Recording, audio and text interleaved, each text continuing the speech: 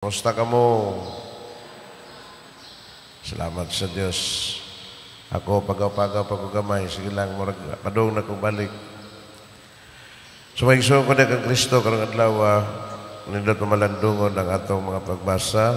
Unang pagbasa, madung nato ganihanga. Diya sa simbahan, si San Pablo naghatag og instruction o pagtulunan ngadto sa mga taga-Korinto. No, ang pagkausa sa lawas ni Kristo nga anaa diha sa katawhan sa mga magtotoo.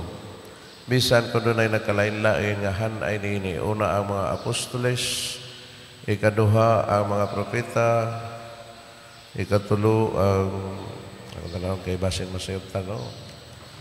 Una ang mga apostoles, sunod mga propeta, ikatulo mga magtutudlo o naay lugar sa mga tao nga magmilagro. Karong panahon na kay way authority, way title, murag di man ta mo respeto, no? May mga tao gyud na gagasahan sa Ginoo nga makamilagro sila. O ang ikalima na ay mga tao usab nga gigasahan sa Ginoo nga magsultig lain-lain pinulungan o gitagaan og gahom sa pagtabang sa uban. O ang sa ubos napay kanini sumpay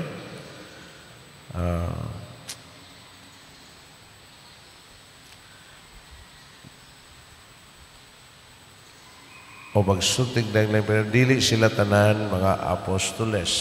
So gawas niya na mga sakop, no? Apostoles, mga propeta, mga magtutudlo, mga makahimo og milagro, mga makasultig lain-lain pinungan o dunay gahom sa pagtabang sa uban. Sa ubos niya naman itong mga uban pagyod ng mga sakop sa simbahan. Maingon si Pablo nga apan usara kini kalawas, maingon nga ang lawas ni Kristo dunay nakalain-laing mga bahin pero usara siya kalawas. So isip lawas ni Kristo lain-lain ang atong mga kanang buluhaton o apan usara gyud kita kalawas. Ato nang hinumduman ang unity, pinakapunto nining maong pagbasa nga giluwas kita sa Ginoo aron mahiusa kita isip iyang katawhan o may usa usab kita diha sa Dios. Ikaduha nga punto nato sa ato pamalandong karon dinhi sa Salmo Responsorio, kita ang iyang lungsod, ang mga karnero sa iyang panon. Nining Salmo Responsorio 100, no? O saka gatus. Gidapit kitang tanan isip panon sa Dios sa uban sa kalipay, sa pagdaig pagsimba sa Ginoo o pag-alagad sa Ginoo. Wapa siya mawagtang ang pundo nga kanang bisan sa daghang mga pagsulay malipayon kita nga mo alagad mula hutay niya sa pagpangalagad sa Ginoo. So kita isip katawhan sa Dios o sa kapanon uban sa kalipay, no? Gidapit kita nga uban sa kalipay magpadayon o mula hutay kita sa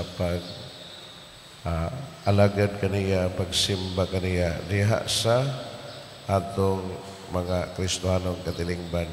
Nya ang atong ebanghelyo karong adlaw mga igsoon, ang pag-ayo, ang pabalik sa kinabuhi nining anak no sa byuda.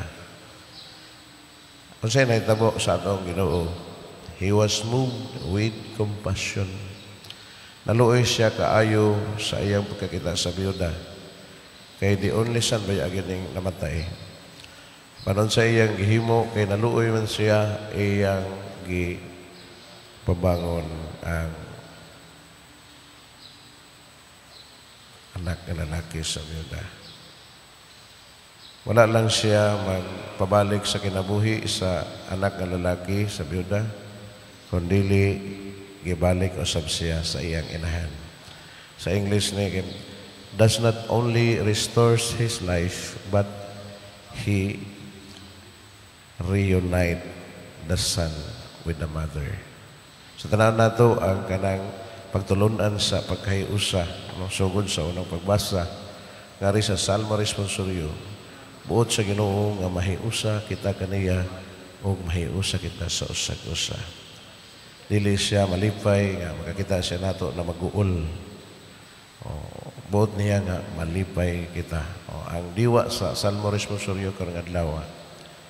So, daghay mga pwede nato nga puntos pamalandong, pero sa katapusan ngayon kita, unsa, kumusta ang atong pagkahiusa sa Ginoo, ang atong relasyon, ang atong mga adlaw o mga oras pag-ampo matag adlaw o ang atong kahiusa diya sa atong pamilya o dito sa atong gagmayng Kristohanong katilingban. Magpahinomdom si San Pablo kanato turon nga bisan ko nakalain-lain kita nga mga bahin sa lawas ni Kristo, dunay nakalain-lain mga kinaiya kita usa ka lawas ni Kristo. Nga maning kamot, nga mutubo mo lambo diya sa atong pagpatubo lambo sa atong maayong paglambigitay. Isip, katawhan sa Diyos, isip, katilingban, no? Nga Kristohanan. O dili man nato siya kanang ma-expand kining maong pagbati sa pagkahiusa, kundi nato ni siya maayo nga pagkagalam sa atong pagkahiusa diya sa atong tagsa-tagsa ka pamilya. Ngalamon magining maayo, kanindot ang atong pagigugmaay, nindot ang atong pagpakabana sa usag-usa sa panimay, o ato ni siyang ma-express ato sa Ginoo, o ma-express po nato ni siya sa atong Kristohanong katilingban. Nalay usa ka part nga, buod na ako tagaan o pagtagan, kanang appreciation sa nagkadaiya nato nga mga katakos. Okay, di nato usay ma-appreciate pagka kailata dili ta mo tuos pag-ampo aning tawanan.